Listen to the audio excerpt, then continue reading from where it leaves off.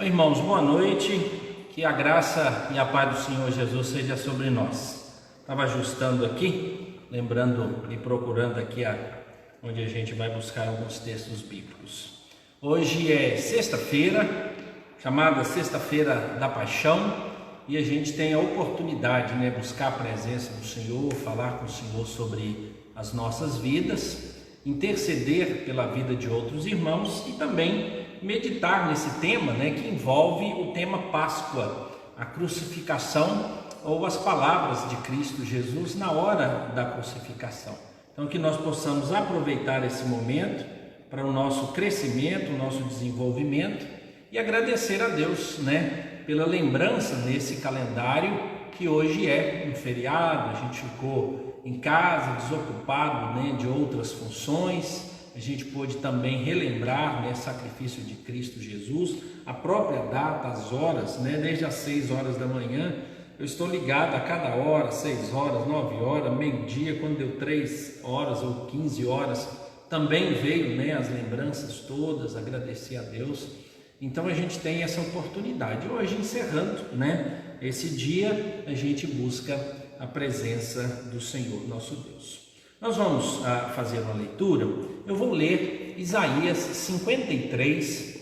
Eu gostaria que você me acompanhasse. É um texto, né, que ele acontece 600 anos antes de Cristo Jesus nascer e fala justamente da trajetória desse servo sofredor que é Cristo Jesus. Por isso o termo paixão de Cristo. Paixão aqui é de sofrimento, não é de sentimento, não, tá? E aqui nós encontramos no Isaías 53 o seguinte: quem creu em nossa pregação e a quem foi revelado o braço do Senhor, quem foi subindo como renovo perante ele com raiz de uma terra seca, não tinha aparência nem formosura, olhamo-lo, mas nenhuma beleza havia que nos agradasse.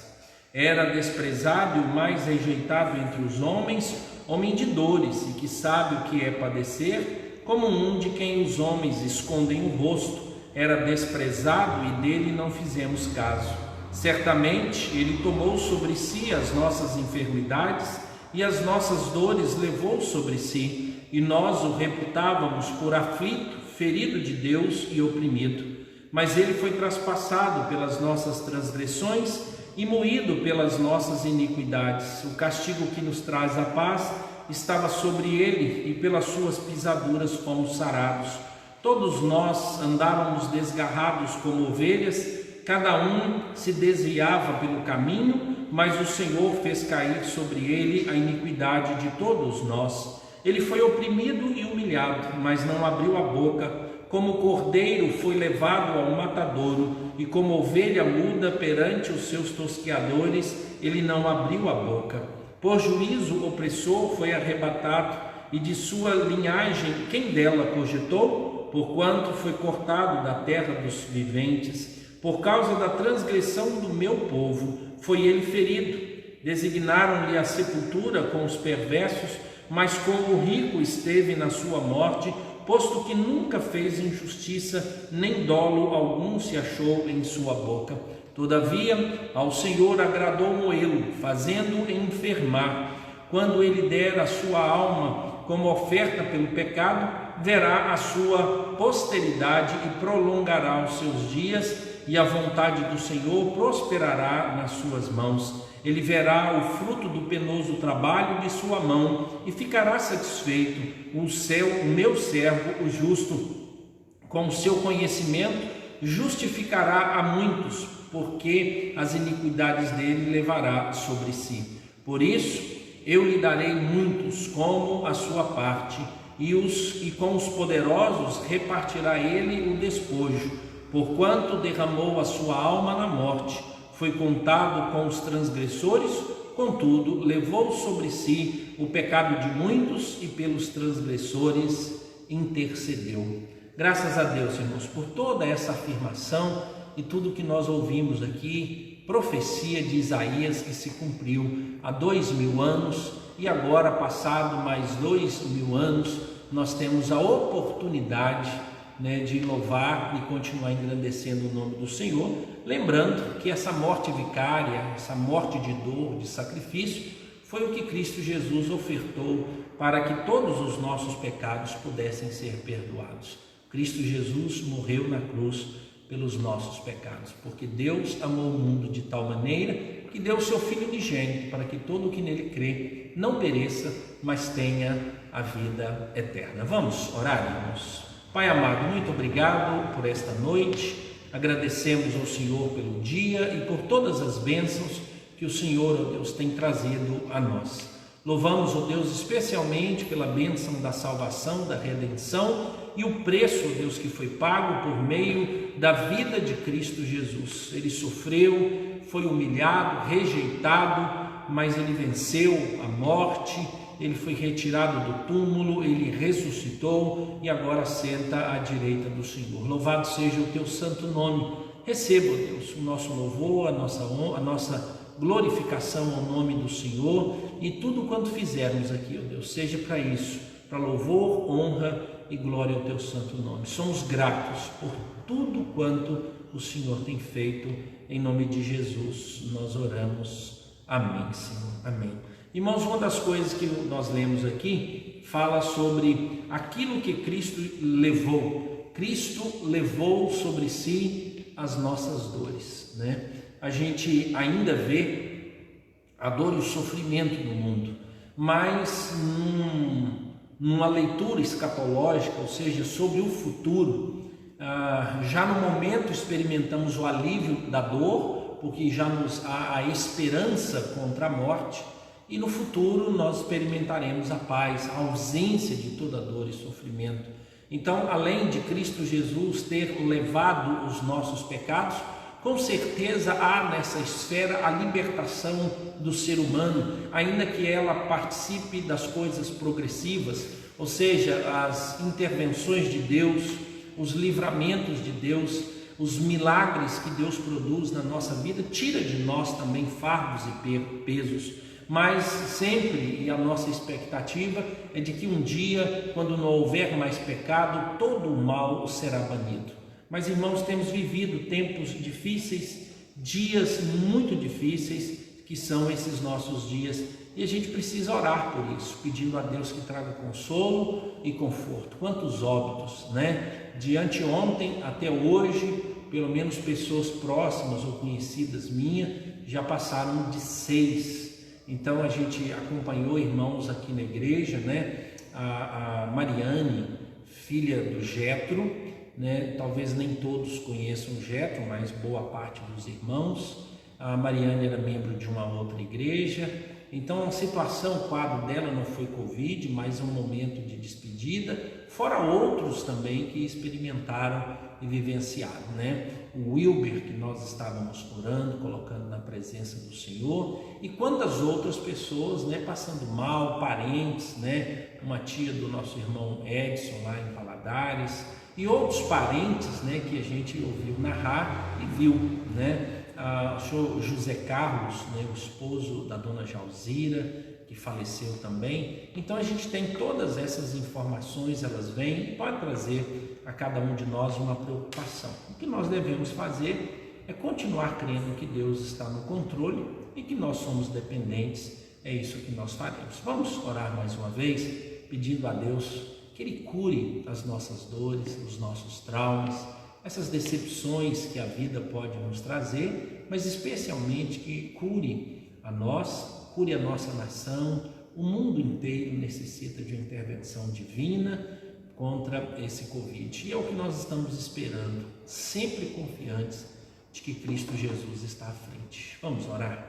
Deus bendito, graças te damos pelo cuidado pleno do Senhor sobre nossas vidas, da possibilidade do Senhor interferir, ó Deus, nos nossos males e reverter todos os quadros. Continuamos a confiar no Senhor e oramos, ó Deus, pelas famílias enlutadas, pelas famílias que têm, ó Deus, parentes e próximos internados. Quantos, ó Deus, que o Senhor tenha misericórdia, abençoe, ó Deus, os trabalhadores da área da saúde, mas de um modo geral, ó Deus, todos nós estamos sofrendo quanto às nossas atividades. Tenha misericórdia de nós. Cuida, ó Deus, do poder político, da economia e da saúde da nossa nação. E console o nosso coração, traga resposta, ó Deus, à nossa dor e elimina do meio de nós, ó Deus, todo esse mal. Que o nome do Senhor seja sempre lembrado. Console, ó Deus, aqueles que estão sofrendo, aqueles que estão enlutados, aqueles, ó Deus, que receberam notícias tristes e agora necessitam, Deus, do consolo do Senhor, da companhia de outras pessoas, mas, ó Deus, essas outras pessoas não têm podido estar com elas. Tenha misericórdia, ó Deus, e fortaleça, abençoe, ó Deus, a nossa irmã Jalzira, põe o cuidado do Senhor ali, ó Deus, que a mão do Senhor esteja fortalecendo. Abençoe, ó Deus, a vida do Jetro, ó Pai. Muito obrigado pela vida da filha, ó Deus, mas agora ele necessita do consolo do Senhor, ó Pai. Console, ó Deus, também a família do Wilber, todos os familiares, ó Deus, a família dele, que a graça e quantos outros, quantas histórias, ó Deus, temos ouvido. Tenha misericórdia, ó Deus, dessas famílias e visita-nos, ó Deus, com a tua graça, com o teu amor e todo o teu favor. Abençoe, ó Deus, a família do Edson, a família, ó Deus, da Judei, ó Pai, abençoe a Mitza lá, ó Deus, em São Mateus, que a graça do Senhor seja sobre ela, ó Deus, trazendo o cuidado do Senhor e toda a necessidade que tem, e quantos outros, ó Deus, que apresentaram as suas necessidades com câncer, com dificuldades, ó Deus, financeiras e também, ó Deus, emocionais. Cuida desses irmãos, dessas vidas, em nome de Jesus nós oramos, amém, Senhor, amém. Irmãos, hoje, domingo de manhã e domingo à noite, nós vamos interromper um pouquinho, o tema lá, relacionamentos são mais importantes do que realizações, e a gente vai voltar os olhos, para esse tema, que é o tema da Páscoa, e a gente precisa então lembrar um pouco, sobre esse tema. Nos ajuda a reportar o que Cristo Jesus fez e não nos esquecermos, da aliança maravilhosa que Deus tem para conosco, Nós vamos então buscar, hoje pela manhã eu sugeri aos irmãos que pudessem ler o Evangelho de Marcos, capítulo de número 15. Ele traz uma narrativa, da morte, da traição, dos pactos, e como Jesus estava perante Pilatos, Eu gostaria de ler aqui uma porção apenas do capítulo de número 15, que é o momento da morte de Jesus, E nós vamos falar sobre a crucificação, mas lembrando aquelas 7 palavras, que Cristo diz, e qual o objetivo, qual lição a gente pode tirar para as nossas vidas. Eu vou ler aqui Marcos capítulo 15, do verso 33 até o verso 41, que diz o seguinte: chegada a hora sexta, houve trevas sobre a terra, sobre toda a terra até a hora nona. A hora nona, chamou Jesus em alta voz: Eloi, Eloi, lama sabachthani, que quer dizer: Deus meu, por que me desamparaste? Alguns dos que ali estavam ouvindo isso diziam: vede, chama por Elias. E um deles correu a embeber uma esponja de vinagre e, pondo-a na ponta de um caniço, deu-lhe de beber, dizendo: deixai, vejamos se Elias vem tirá-lo. Mas Jesus, dando um grande brado, expirou, e o véu do santuário rasgou-se em 2 partes, de alto a baixo. O centurião que estava em frente dele, vendo que assim expirara, disse: verdadeiramente este homem era o Filho de Deus.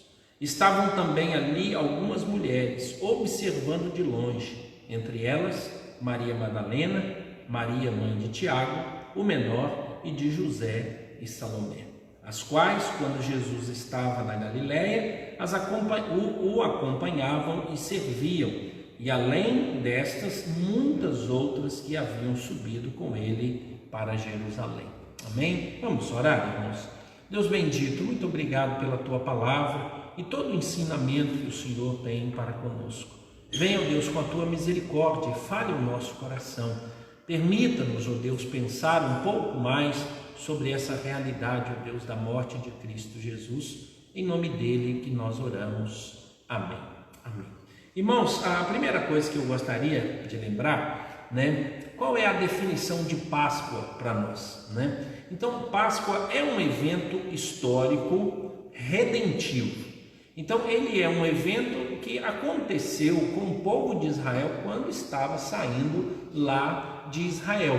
Então, ele é um evento histórico para a redenção, ou seja, para livrar aquelas pessoas que ali estavam, Dali para frente, o povo de Israel foi celebrar a Páscoa. O termo Páscoa vem de passagem, que o anjo da morte viria e a casa em que visse o sangue do cordeiro, ele passaria por cima e continuaria então a sua matança.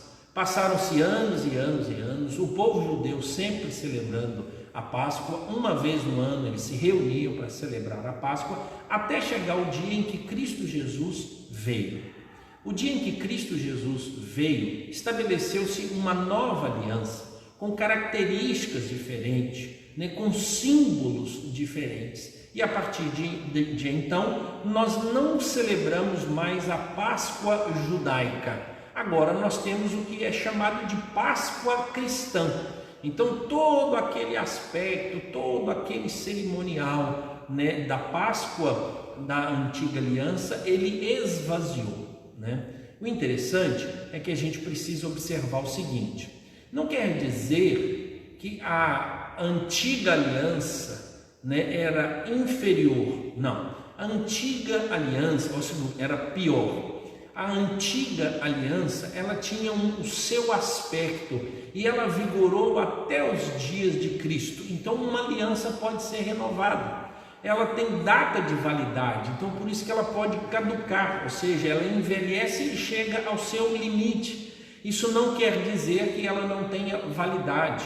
Então, num certo sentido, todo o ritual que acontecia no Antigo Testamento, tudo que aconteceu na antiga aliança, eles deram então cumprimento. Então, por exemplo, é impossível celebrar a nova aliança sem que haja uma celebração da antiga aliança, das coisas que Deus fez. Então, por exemplo, quando eu participo da ceia do Senhor, que é um símbolo da nova aliança, eu me lembro da antiga aliança, eu me lembro da Páscoa, eu me lembro do Cordeiro, eu me lembro de tudo que aconteceu com o povo de Israel. Mas agora nós estamos num aspecto superior em termos de revelação, porque agora nós fazemos pensando em Cristo, nós não fazemos mais pensando em Moisés, nós fazemos pensando no sangue e no corpo de Cristo Jesus, não num cordeiro que passou. Então a nova aliança, ela é superior à antiga aliança, porque a antiga aliança não era completa, ela precisou então da segunda aliança, que é a nova aliança. Então o que nós estamos fazendo? É dando continuidade a uma aliança. A aliança é o mesmo, o pacto é o mesmo, só que as modalidades mudaram. Ela tinha a antiga aliança, o formato antigo, e nós vivemos agora no formato novo. Então, quando nós quisermos celebrar a Páscoa, a melhor expressão de celebração da Páscoa, ainda que a gente tenha toda a cultura romana de comer peixe e tudo, nós não encontramos essa obrigação no texto bíblico, não existe esse princípio. O que nós encontramos nos textos do Novo Testamento é a celebração da ceia, e isso existe, é comer do pão e tomar do cálice. Então, qual é o cerimonial que ficou? Ficou o cerimonial da ceia do Senhor, da mesa do Senhor, totalmente diferente do que era o cerimonial da Páscoa. Aí nós nos reunimos em volta da mesa, comemos do pão e tomamos do cálice. Esses elementos estavam lá? Estavam. Deus estava lá presente? Sim, Deus continua presente, mas agora com uma expressão muito mais clara. Se antes celebrava a saída do povo de Israel lá do Egito, agora nós temos um modo de celebrar a salvação dos seres humanos. Então não era uma redenção temporária de uma terra para uma terra mais propícia, onde houvesse liberdade. Agora nós estamos falando da libertação dos nossos pecados. Então o melhor modo de você celebrar a Páscoa não é utilizar os elementos do Antigo Testamento, o cordeiro, qualquer outro elemento que não tenha sido trazido, é para deixar para lá. Então a gente não vai fazer. Segundo, nós não temos mais a necessidade de sacrifício, pois Cristo Jesus foi o sacrifício permanente. Então, quando nós comemos do pão e tomamos do cálice, nós não estamos sacrificando crucificando Cristo novamente. Não há ali nenhum milagre e nenhum mistério no sentido da transformação desses elementos. Nós não encontramos isso nos textos bíblicos, então não há possibilidade. Mas a gente também não pode ir além, por exemplo, criar toda essa figura de outras imagens e símbolos para a Páscoa, que foi implementada como coelho, ovo de chocolate e todos os outros elementos que vêm. Isso não é Páscoa, isso não tem nada a ver com Páscoa. Então, toda vez que você fala assim, eu quero celebrar a Páscoa, é a ceia do Senhor. Está limitado. Não existe outro programa, não tem reuniões, nada substitui a Páscoa a não ser a ceia do Senhor. Por isso, Cristo Jesus instituiu a ceia para que a gente pudesse fazer. Então, esse é a nossa Páscoa, esse é o modo de nós celebrarmos a Páscoa, né? Os judeus celebram a Páscoa ainda uma vez por ano. Os cristãos, então, passaram a ter a experiência de celebrar até semana após semana, todos os domingos eles participavam. Existem grupos, né, que todos os domingos ainda participam da ceia, mas existe um outro grupo que entende que pode se demorar mais tempo para poder fazer a participação na ceia do Senhor, né? Nós estamos nesse período de pandemia, as nossas agendas tiveram essas dificuldades todas, mas a gente já está trabalhando. Assim que retornarmos, o primeiro evento nosso de celebração do amor de Cristo, de adoração, vai ser a ceia do Senhor. Então, nós não celebramos mais Páscoa judaica. Não quer dizer que nós não valorizamos tudo o que aconteceu na antiga aliança. Ela vem trazer, né, soma e informação para que a nova aliança tenha sentido. Então, eu preciso entender o que foi, mas eu não posso permanecer na antiga aliança, senão a minha salvação, e a salvação não está completa, porque a redenção está em Cristo Jesus. E aí então a antiga aliança contemplava Cristo distante, a nova aliança foi estabelecida por ele, tendo as pessoas visto Cristo Jesus. E o modo de selar essa aliança foi com a sua morte, a morte de Cristo Jesus para com as nossas vidas, né? Na tradição cristã, foi encontrado, existem até cultos, né, reuniões, projetos voltados para que as palavras últimas de Cristo Jesus sejam lidas em cultos e reuniões e até mesmo feito exposições. E nós vamos até elas, só para nós relembrarmos, né, e fixar isso nas nossas mentes. Não, o primeiro, né, foram as palavras de Cristo Jesus olhando para soldados pecadores. Soldados romanos que estavam agredindo a ele. Lucas 23, verso 34. Olha o que diz.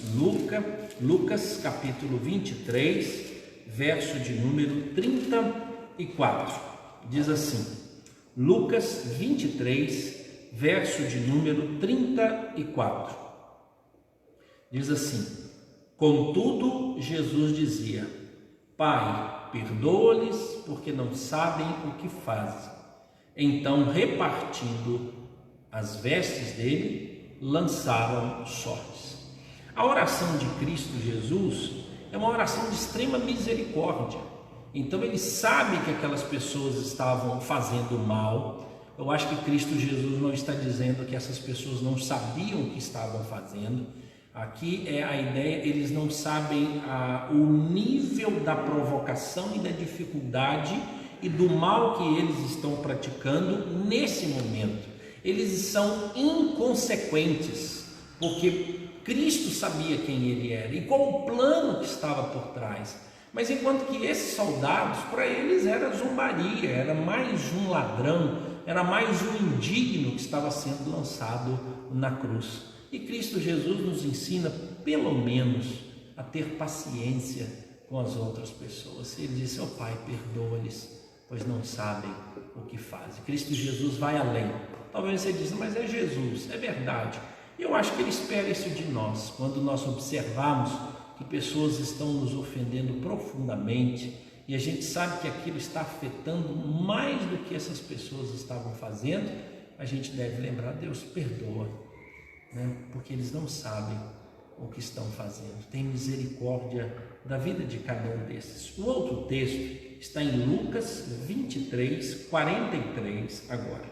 Se você continuar aí, está falando lá da crucificação dos dois malfeitores e no finalzinho essa conversa entre Jesus e os malfeitores. O verso de número 43 de Lucas 23 diz assim: Jesus lhe respondeu: em verdade te digo que hoje estarás comigo no paraíso. Em verdade te digo que hoje estarás comigo no paraíso. Aqui é uma promessa, né? Há uma declaração de tranquilidade. O ladrão pergunta e conversa com Jesus e ele pede: ele se lembra de mim quando entrares lá no teu lar, no teu reino. E aí ele diz: hoje mesmo estarás comigo no paraíso. Cristo Jesus o acolheria. Essa é uma bendita promessa, maravilhosa promessa, que nós devemos caminhar com ela. Por exemplo, cada irmão desses que tem morrido, a gente sabe que quem tem o acolhido imediatamente é Cristo Jesus. É Ele quem recebe, é Ele quem nos acolhe. No momento da morte, haverá um outro momento onde nós viveremos para sempre com Cristo, mas essa expressão é a expressão de maturidade, né, das promessas de Deus. Hoje estarás comigo no paraíso. Paulo diz que é incomparavelmente melhor estar com Cristo. Ele diz: viver é Cristo e morrer é lucro. Ele falando dessas experiências de experimentar as coisas do paraíso, além de tantas promessas que nós encontramos. Alguém disse, né, que na cruz Deus colocou dois ladrões para que nós não pudéssemos estar tão aflitos a ponto de Deus nos esquecer. Mas ele diz também que nós não deveríamos ser tão obedientes e negligentes, pois existe a história do outro ladrão, aquele que não se arrependeu. Então é uma promessa, é um alento, mas ao mesmo tempo é uma notificação grave de que coisas horríveis podem acontecer conosco. E a gente precisa caminhar com Cristo Jesus a todo instante. Terceiro, é uma conversa de Jesus com Maria, a mãe dele. Está em João. João é quem gasta mais tempo, falando da última semana de Cristo Jesus. João capítulo 19. João capítulo 19. Deixa eu achar aqui.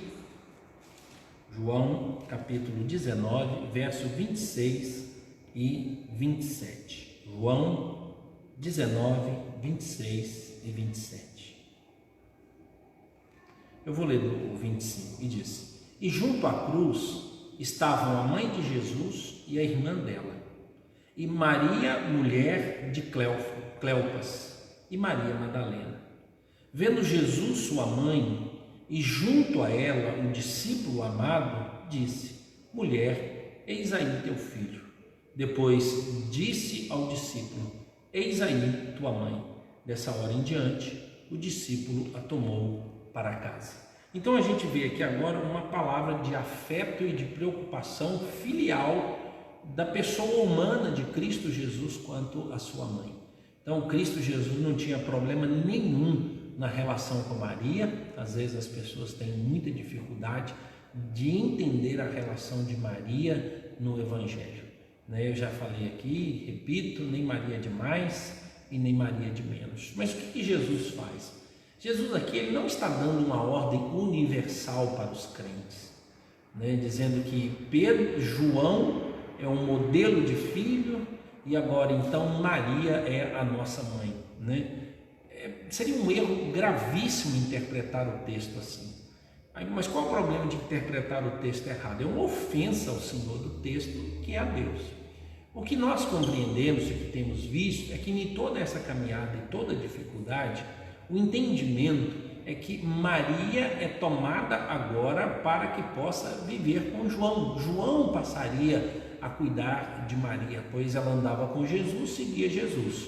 E eles tinham um propósito. Talvez uma das coisas difíceis é encontrar que os irmãos de Jesus tinham dificuldade de acreditar em tudo que ele estava produzindo. Houve ocasião que eles até estranharam o que Jesus estava fazendo. A A possibilidade outra também é de que José já tenha morrido. E aí então a necessidade é: a minha mãe está aqui e está aqui o discípulo amado. João, por favor, a partir de hoje você vai cuidar da minha mãe. Ela andou comigo.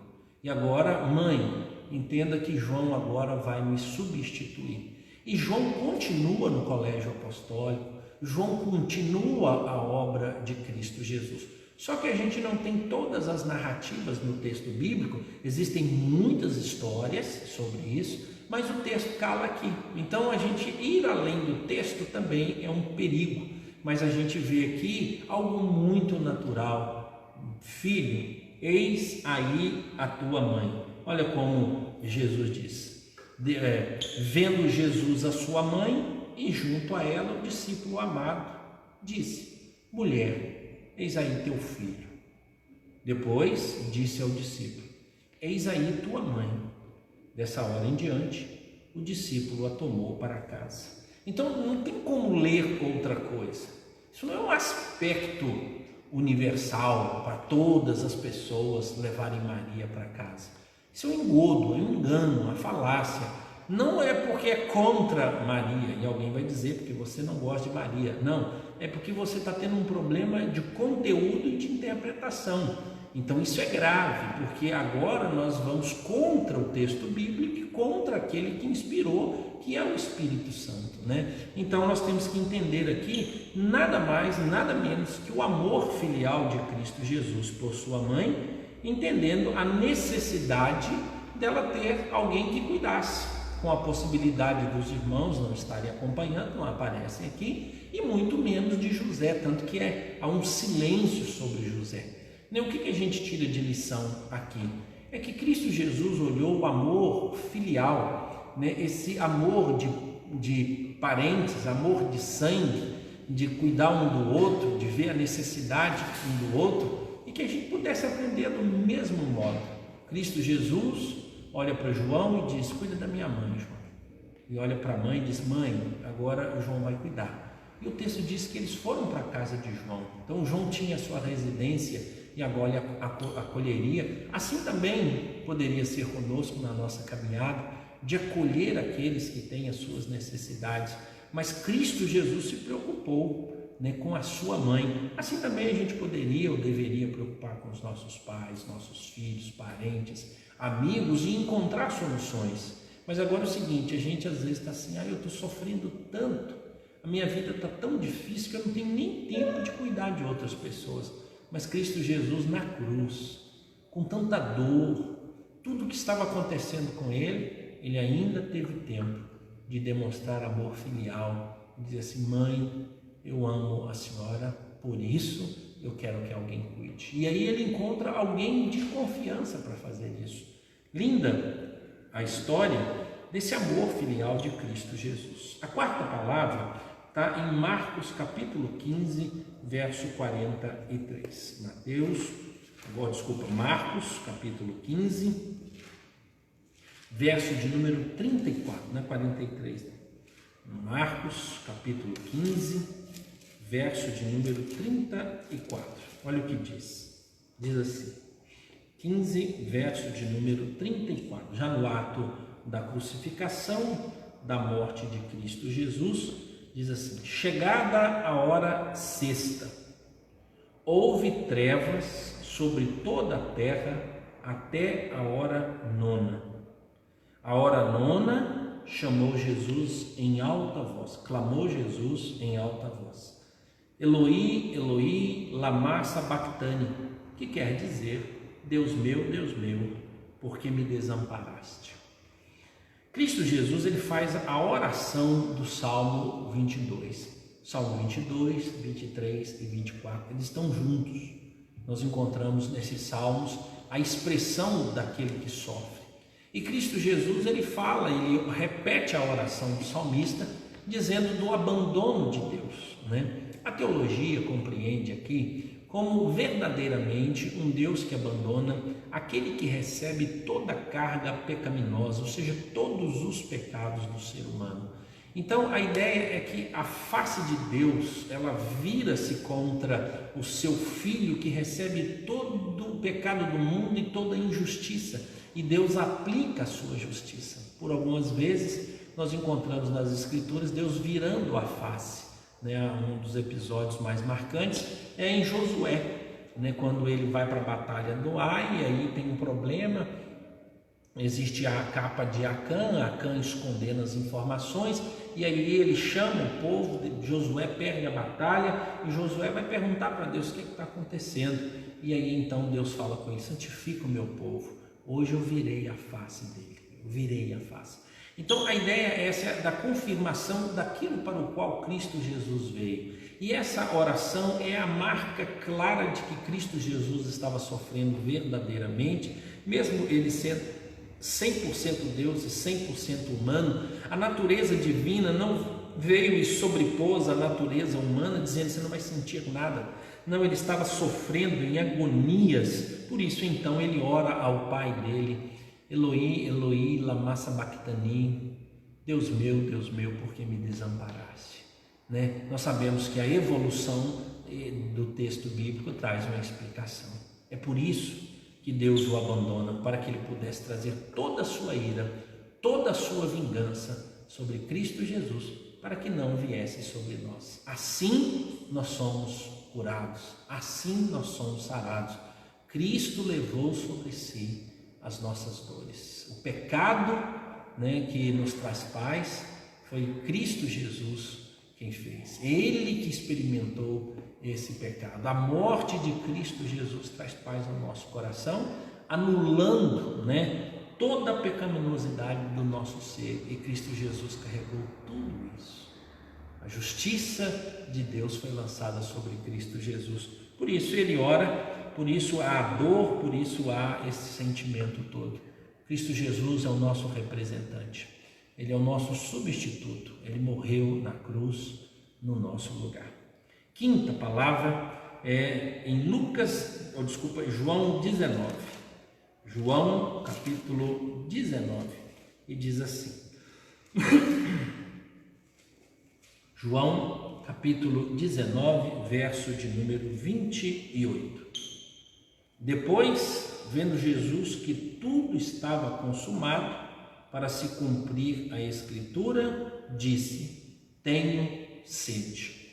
Existem grandes discussões sobre esse tenho sede, né? Mas a que mais me convence, que eu acho que ela é mais lógica, é Cristo Jesus mostrando a sua natureza humana, né? Eu não sei se você já assistiu filmes, e muito dos filmes é comum as pessoas que estão prestes a morrer, ou de um acidente, ou uma queda, ou recebeu, né, algo violento, e ele prestes a morrer, a pessoa declara: tenho sede, estou com sede, me dá água, né? Existem explicações técnicas para essa sede, mas parece que é de um modo comum e natural. O organismo, né, ele começa a se defender, automaticamente pode vir um corpo que transpira muito, e Cristo Jesus, na sua agonia, já lá no jardim, suou água e sangue. Então todo o esforço que ele teve por carregar a cruz, e agora estava ali pendurado, né? Naturalmente,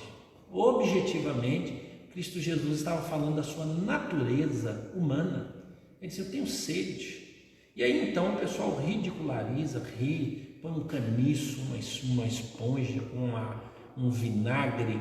Alguns acham que tinha um poder terapêutico para tirar a dor, outros acham que tinha a ideia do podre, Cristo Jesus tomando um vinagre amargo, tanto que ele rebate e não toma. Então nessas expressões a gente encontra aqui a natureza humana de Cristo Jesus. Ou seja, Cristo nasceu ser humano, viveu ser humano, sem pecado. E Cristo Jesus, ele conquistou algo na vida, né, por causa da obediência e a demonstração da sua humanidade. Por isso Cristo Jesus é justificado também. Não só nós somos justificados pela fé em Cristo Jesus, mas Cristo Jesus foi justificado por suas próprias obras. Cristo Jesus, homem, por isso ele pode nos representar. Ele é intercessor, ele é o único mediador entre Deus e os homens. Cristo Jesus, homem, o servo do Senhor. Mais uma, a sexta é João 19, verso de número 30. Aqui pertinho, João 19, verso de número 30. Quando, pois, Jesus tomou o vinagre, disse: está consumado. E inclinando a cabeça, rendeu o Espírito. Está consumado. E inclinando a cabeça, rendeu o Espírito. Aqui nós temos uma palavra, mas nós temos uma ação. Vamos para a ação. A ação é rendeu o Espírito, ou seja, ele entregou o Espírito. Ele se rende, ele entrega o Espírito. A maioria dos intérpretes entendem que aqui se cumpre aquilo que Cristo Jesus disse: ninguém tira a minha vida, eu a dou voluntariamente. Ou seja, para que a morte de Cristo Jesus tivesse acontecido ou acontecesse, ele participou ativamente. Então muitos estiveram envolvidos na morte de Cristo Jesus, mas no fim ele é responsável, porque ele é Senhor da vida e Senhor da morte. Imagine só o Senhor da vida e o Senhor da morte ser vencido pela morte. Então ele se rende para passar pelo processo da morte. Então essa é a interpretação, e que nós pudéssemos entender assim, que Cristo Jesus, ele é o alfa e o ômega, ele é o princípio, o fim, ele é o Senhor da vida, ele é o Senhor da morte. Tanto é que ele tem as chaves do inferno, ele tem controle sobre todas as coisas, né? Ou a outra palavra, ele está consumado, é que Cristo Jesus veio com um objetivo, tanto que Isaías 53, ele diz: ele verá o valor do seu penoso trabalho, né? O fruto do seu penoso trabalho. Ou seja, Cristo Jesus, ele, quando nesse momento, se ele fala com o Pai ou quem registrou tendo ouvido, no caso aqui João, ele disse tetelestai, só que não houve, né, algumas traduções ou explicações, mas é como se fosse pago uma dívida, uma nota fiscal estivesse saindo ali dizendo está pago, não precisa de mais nada, né? E essa é a teologia que nós temos, a expiação. Cristo Jesus expiou todos os nossos pecados. Cristo Jesus morreu na cruz, ele pagou o preço. É isso que Colossenses diz, né? Que o escrito que era contra nós, de dívida, foi cravado na cruz, foi pago, está pago. Ou seja, agora nós só necessitamos crer em Cristo Jesus. Não há mais sacrifício para se prestar, pois Cristo Jesus prestou único e precioso sacrifício e eterno, ninguém mais. Assim como ao homem está dado morrer uma vez só, Cristo Jesus também. E assim para o homem virá, né, o juízo. Nós esperamos então em Cristo Jesus que ele volte para nos buscar. E a última frase, verso Lucas 23, 46, diz assim, Lucas capítulo 23, verso 46, diz assim: então Jesus clamou em alta voz: Pai, nas tuas mãos entrego o meu espírito. E dito isso, expirou. Então eu falei do ato, mas aqui nós encontramos então um grito de Cristo Jesus. A sua fala é daqui então que parte a narrativa. E ele diz: Pai, nas tuas mãos entrego o meu espírito, né? Cristo Jesus tinha consciência plena da obra que Deus havia proposto a ele. E ele decidiu, tanto ativamente quanto passivamente, ou seja, Deus fez com que Cristo Jesus fosse levado até a cruz, mas Cristo Jesus decidiu participar de todo esse plano, porque ele diz assim: a minha vontade, a minha comida, a minha bebida é fazer a vontade do meu Pai. Então tudo quanto o Pai me mandar fazer, eu vou fazer. E ele fez isso, ele entrega-se plenamente. E agora, na hora da sua morte, na hora da sua entrega, ele sabe, e aquele versículo se cumpre, né? Que o Espírito volta a Deus que o deu, né? Cristo Jesus possuía, né, essa ideia do Espírito que habita no ser humano. Cristo Jesus era humano. Então aqui não é o Espírito de Deus sendo devolvido para Deus. Aqui é o Espírito de Cristo, da pessoa humana, sendo devolvida para Deus, para que o seu corpo passasse pelo processo da morte. E ali então ele seria sepultado e depois então ressuscitaria e voltaria então esse Espírito a habitar nele, para que ele pudesse então viver agora experimentando aquilo que todos nós experimentamos, a maravilhosa ressurreição do corpo. E Cristo Jesus entrega todo o seu ser. Irmãos, todas essas palavras, elas estão no texto bíblico, mas não quer dizer que Deus falou assim, olha, vocês vão estudar essas 7 palavras, né? Mas como é texto bíblico e elas entram, elas têm uma ordem, então é extremamente interessante e oportuno lembrar as palavras de Cristo. Alguns pregadores, alguns estudiosos dizem que Cristo falou muito, Cristo pregou muito, mas Cristo não escreveu. E poucos são os sermões de Cristo Jesus. Então o texto diz, se a gente fosse narrar e contar o que Cristo Jesus fez, imagine só, narrar todos os diálogos, todas as mensagens, né? Nós temos uma porção muito pequena das mensagens. Quem é que traz a mensagem de Cristo Jesus para nós? São os apóstolos. Eles participaram e eles transmitiram esse ensinamento. Por isso a nossa igreja, a igreja cristã, é uma igreja apostólica. É o ensino dos apóstolos que vão nos conduzir para aquilo que Cristo Jesus quer da nossa vida.